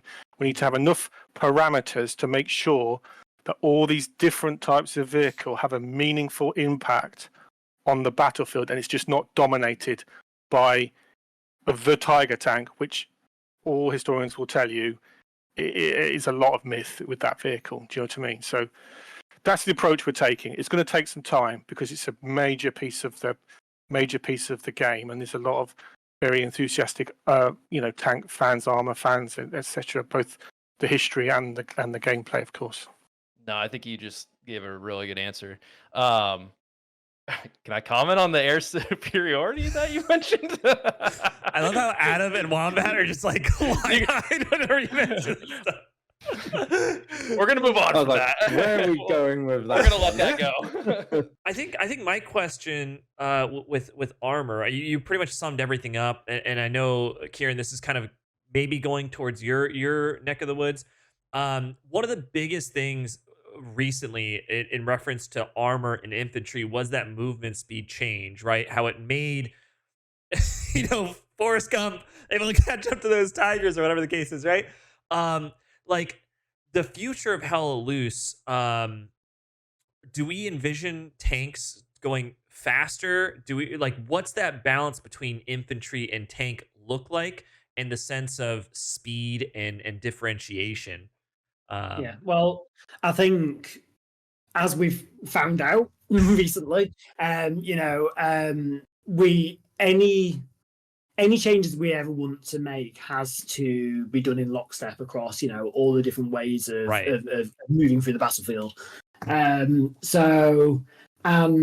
we, as you'll have hopefully got the impression from speaking to Matt, we, and particularly Matt and other people on the team as well, very much wanting to get as much historical accuracy as possible into the game, more so than that's in there now. And it's a fact that right now, the armor in the game does not move the speed as it, as those vehicles did in reality. Now, this is where I don't know for sure. I'm going off what I've heard, and I can only assume this was PT'd back in the day of Hell Let Loose, that when Armour first made it into the game, they did go faster, and there were some quite hilarious results, I believe. That sadly wasn't in PTEs. That was in the live build when they used to fly was live. Yeah, I've heard stories of these flying tanks, and it was gorgeous. It sounds hilarious. It's probably not incredibly historically accurate. No, I've not read any accounts of flying tanks. That's the air superiority, right? Yeah, that's the air superiority. Flying tank. There you go. That doesn't mean it didn't happen. I just don't think I've read the history of that. Hell Let Loose speedrun. So it kind of comes back to what we were talking about before about some of the restrictions we've got on developing Hell Let Loose as it is now, and a lot of that comes down to the game engine, the way that things have been built, and we absolutely couldn't, for instance, make armor go faster because, well, you saw the results, when that was the case. And we, the game engine hasn't fundamentally changed. It's still running in the same version of Unreal Engine 4. It's still got the same physics engine, which will likely not enjoy having those vehicles go faster. So yeah, as Matt said, everything certainly from this point on is going to be measured. Would we like the vehicles to be more historically accurate in their speed? Yes. Is that possible anytime soon? Probably not. And the most important thing is making sure that we have that balance between the different ways of moving across the battlefield. Yeah, there's that weird middle ground between it being historically accurate and being really quick, and how it feels in the game as well. You need it to that sense of being a rifleman with no anti-tank around you, and the tank comes trundling down the road. You have that impending sense of doom and like I need to get to cover. And if this tank just rapidly just turned around the corner, you'd be a bit. It wouldn't feel like Hell Let Loose. So we need to, like as Kieran and Matt say, it's finding that balance that keeps it true to Hell Let Loose, but also immersive and historically accurate. And if people want really quick, rapid tanks, there are games out there that have quick, rapid tanks that everybody said they should go play, and nobody did. But it is that sort of, we want it to still be Hell, and so we need to look at how we do these changes. How do we build it in? We sound like a broken record going on about the PTEs, but it isn't just going to be about bug fixing for us, these PTEs. Like as Matt said, we're going to be prototyping new systems in these PTEs, new weapons in these PTEs. And then it's these incremental changes where if we go, we've been doing all of this work. Kieran's team's been working really hard at making sure the tanks don't pop a wheelie when you're just trying to accelerate. And then it's right, has this worked? Has this taken in? Does it feel right? Does it feel like Hell Let Loose? Because the last thing we ever want to do again is pivot and be like, we've done this amazing thing, it makes it historically accurate, and everybody goes, oh, it doesn't feel like Hell Let Loose anymore. And then we go, great, cool, we've just wasted loads of time doing that and fixing these big issues without having these discussions with the community. So yeah, that's where we're going to be really fine-tuning. Another thing that we have done, which, you know, as Armour fans you will appreciate, I'm sure, is we recently created on the code team a new set of tools which makes it very easy for level designers to visualize the collision which specifically affects vehicles. Which you know, previously it was a case of, you know, seeing YouTube video and going like, oh god, what's going on in this part of the map, and looking at it's like, oh, the collision's all messed up.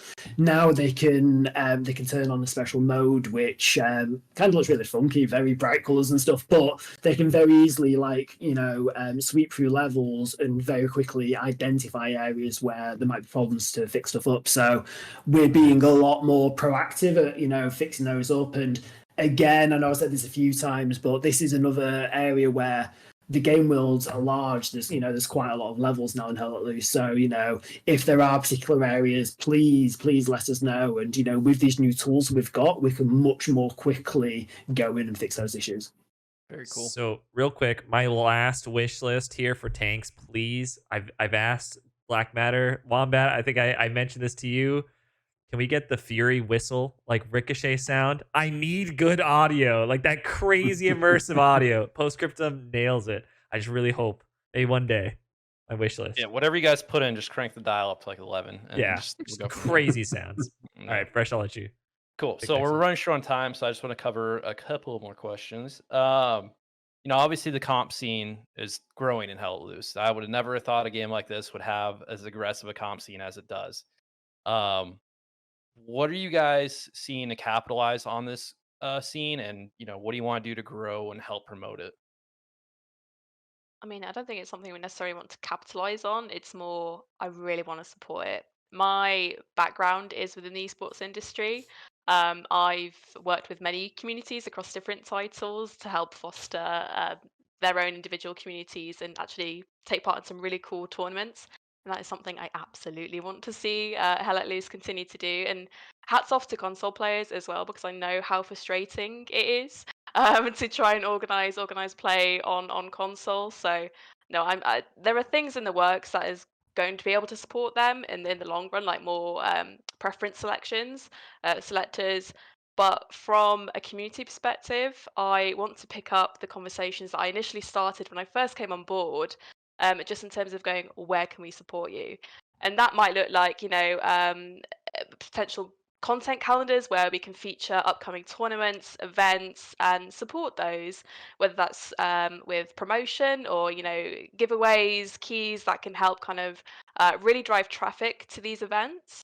And even like maybe reevaluating the places in which we showcase some of these as well. So maybe a spot on our website where we can highlight these, but also like the Discord channels as well. And kind of, I really want to reevaluate what those look like and how we can support the comp scene on a much larger scale.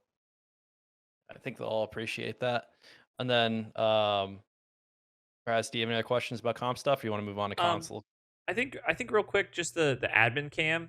obviously with console, that's like huge. They don't have admin cam, and I guess that'll kind of go into the console question too, like the private servers. Like, is that a possibility? And it was kind of addressed in the AMA. So first part, just like any changes to admin cam, and then the second part would go into the console server browser. I don't know. Is that a Who wants to question? answer that one? Yeah, that's yeah. Sorry. Yeah, so I guess Like, question one is, will there be any look at for the admin cam as it currently stands in Hell Let Loose?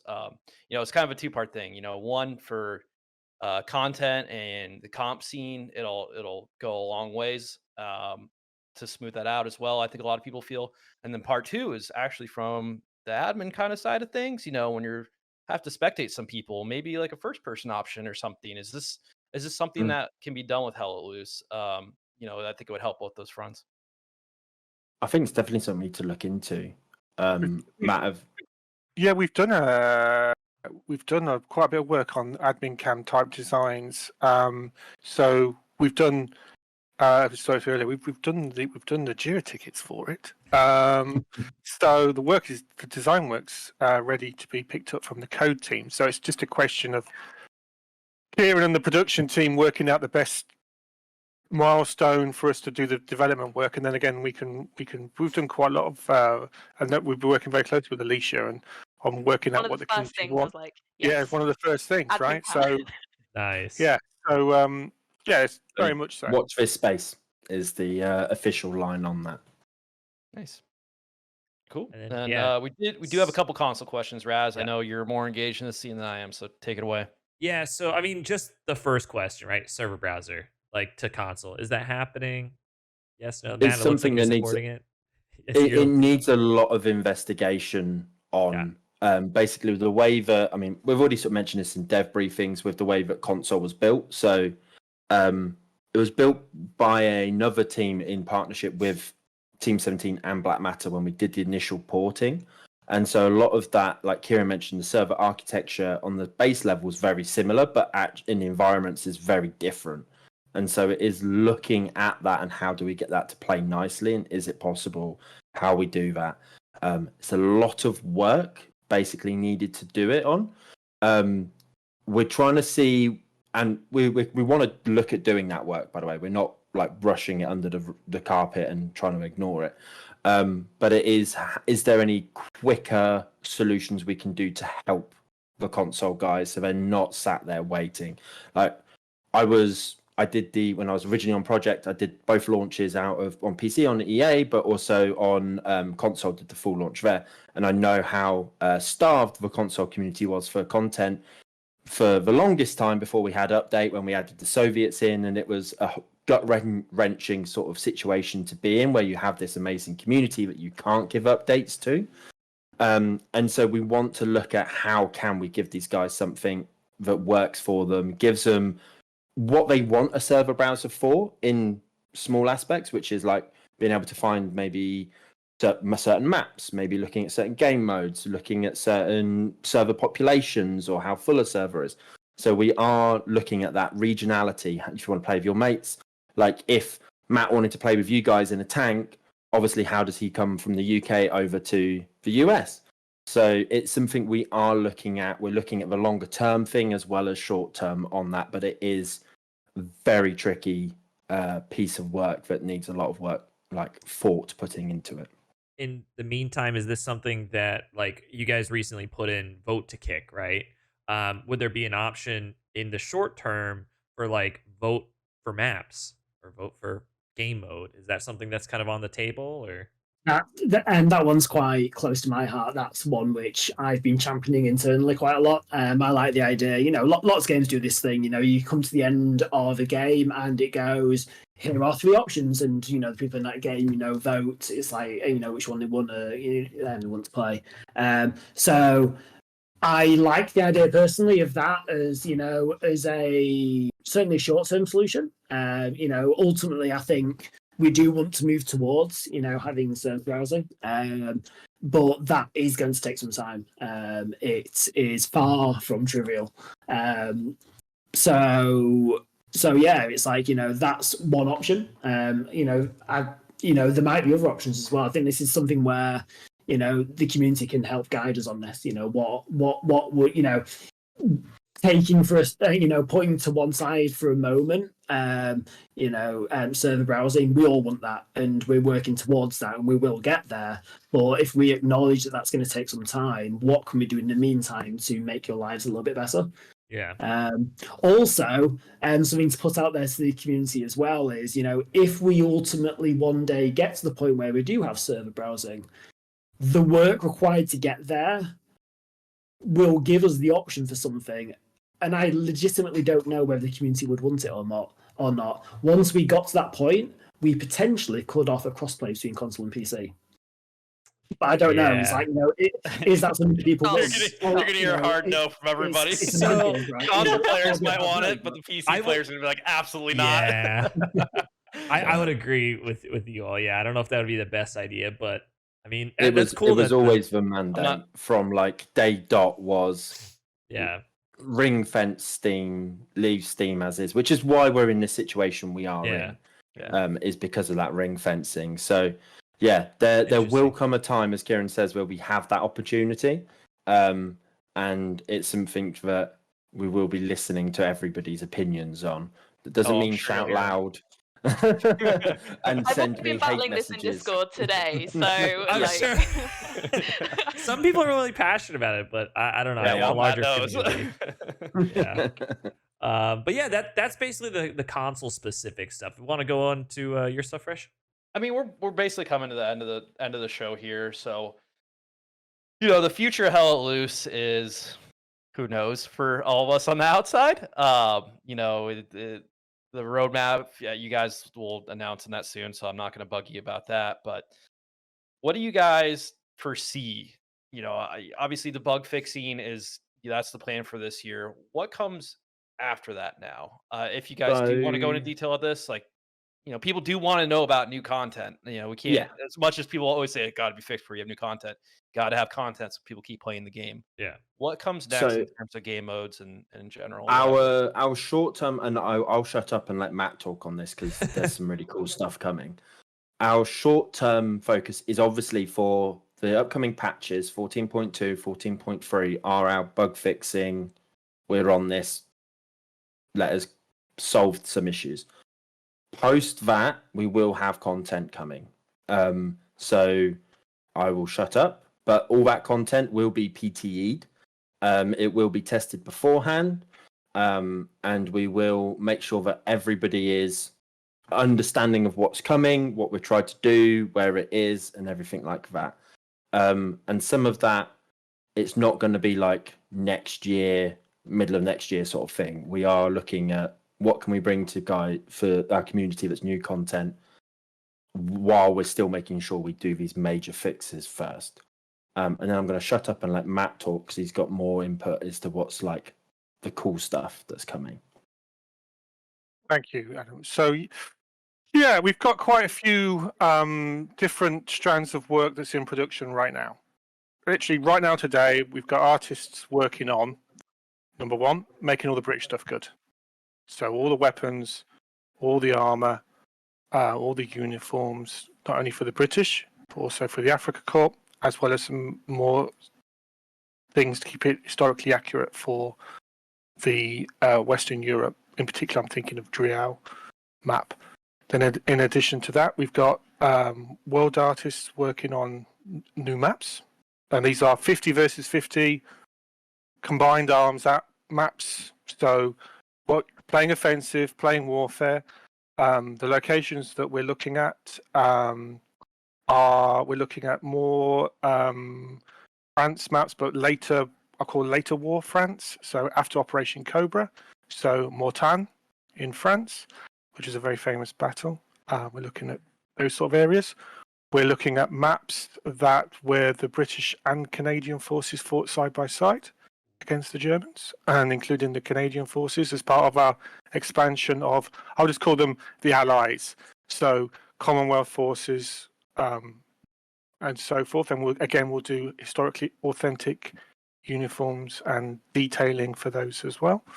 And then we're starting to get into the conversations around, okay, well, France, great, 1944, great. what other parts of World War II are interesting for a Hell Let Loose player, could offer some new different dynamics, offer some new gameplay. So again, back to the original ideas we had when we first started, 1939. So the Soviet-Finnish Winter War for us is really exciting because it's just so different, a different part of World War II that not everyone's so familiar with, but super interesting when you learn about the history, and it's a pivotal, a moment in world history. So, and it'd be great to include more forces like the Finnish that are probably underrepresented in normal, video game World War II video games, for example. Then there are the wish list of things that we could do in the future, right? And I'm a big World War II enthusiast, so I'll kind of look lovingly and go, Crete, Sicily, Italy, and we talked about the Pacific earlier, and there's a whole bunch of good stuff there that we could be doing for Hell Let Loose. So we've got very ambitious plans in terms of the content, but what I would say is we want to take a very measured approach. So rather than kind of, I think what we've learned from releasing the British, I think we've learned a lot from. We need to make sure that the forces are historically accurate, what the players expect, and maybe with some of the history we want to do, sort of lightly. I wouldn't say the word educate. That's not the right word, but inform. So you can learn more about that period of history through the gameplay itself, and like I said, by including the Polish, be respectful to the various armed forces that fought in those particular battles as well. We want with more North Africa maps. So, for example, we're going into all this effort to do the British and the Deutsche Africa, the Africa Corps. So, of course, we want to do more North Africa maps, and of course, we want to include more forces for those North Africa maps that, again, were there in the history. So, it's not always going to be about maps in France. I think that's the thing I want people to take away from this is we're looking at the whole of World War II, all the theatres from 1939, which is when we'll sort of, it's always a bit arbitrary when did World War II start, but for us it's 39, Case White, the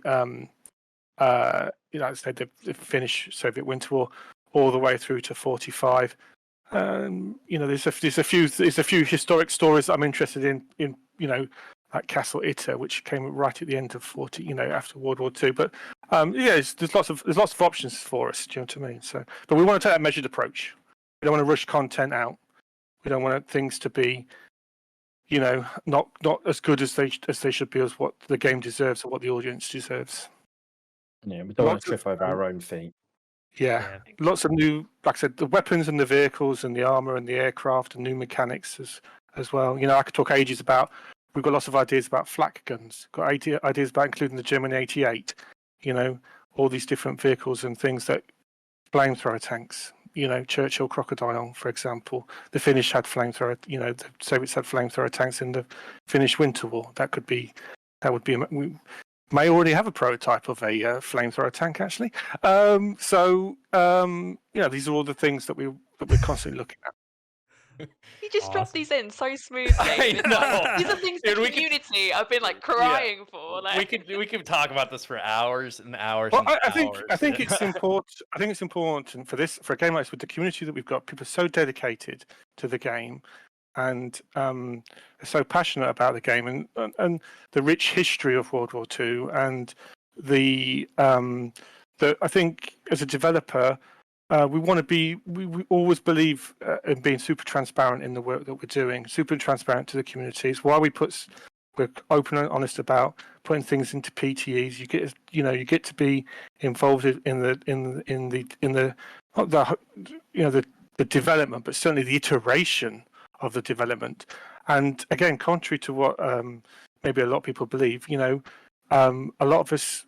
We play the game with the community, right? We're in squads with the community. We're listening to what people are saying about what they're enjoying, what they're not enjoying, what's good, what's not good, and the same with the social media as well. So we feel as much part of the players who play Hell Let Loose as we are the developers. We'll see things through a developer's eye for sure, but I think that's something we really believe in at Expression, is that full transparency in working with the community on the game that we love.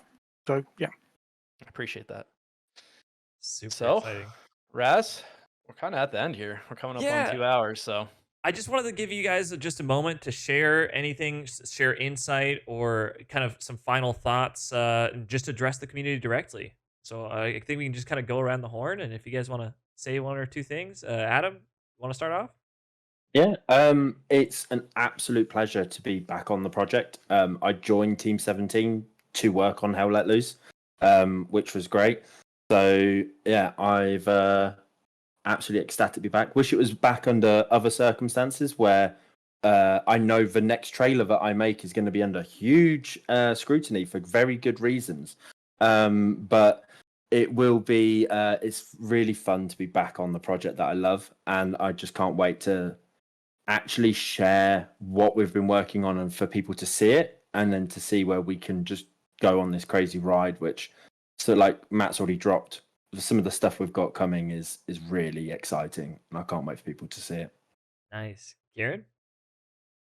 Hey, yeah, you know, the plans, hopefully you're really excited now, particularly, you know, listening to Matt about, you know, the things which are coming, you know, both in the near future and also the, you know, the far future. But I want to just go back personally myself, back to, you know, the task at hand, you know, fixing the game. I can't wait for 14.3 to get into players' hands. You know, we've talked about the grenade bug already. Another one which I know that a lot of streamers moan about a lot. It makes their videos look terrible. The doubled up VFX on explosions, fixed. Another one which we see quite a lot, super widescreen support, done. You know, the game, quite frankly, looked terrible on super widescreen. And you know, a shout out to one of the programmers on Team 17's side, Thomas. He went on a personal mission. He had super widescreen, and he was like, "I'm going to fix this," and he has. So yeah, it's like we're passionate about you know, fixing, you know, new and old bugs, you know, anything which impacts, you know, how much you enjoy this game. We're going to continue fixing it up while still working towards all these awesome new cool stuff as well. Awesome. Wombat? I mean, I'd just like to start off by saying thank you for being nice. I know it's been difficult recently, but no, the community is one of the things that really attracted me to become community manager and join the team. So yeah, I just want to say thank you, and thank you for continuing to share your feedback as well. Something I'm really keen to see us start back up are the Hell at Live sessions as well, with our amazing usability team. So really, kind of how Matt was saying, no, we want to PTE each new mechanic, each new change that we introduce. And I really want this to become, you know, not necessarily an open floor, but somewhere where people can come and, you know, actually feedback on a really like qualitative in a qualitative way. So yeah, I'm really keen to see that happen. Matt, want to round us out? Yeah, I just echo the thoughts of my colleagues here. Thank you to the community. Thank you to all the content creators as well. Every morning I sit with my cup of tea and watch the latest videos on Hell Let Loose, etc. And I particularly enjoy them. You know, build more Garys. Listen to your squad leaders. Squad leaders, listen to your commander. If I happen to be playing with you, you know, a good set of recommendations for the XP would go down nicely. It makes me feel good about the role that I'm doing. But no, thank you very much. Yeah, and thank you for our host today. Thank you very much. Absolutely. Thank you guys again. Tune in. Hopefully for next time we might do this again. I don't know. We'll see. But thank you so much for tuning in to the Razcast. We'll see you guys later.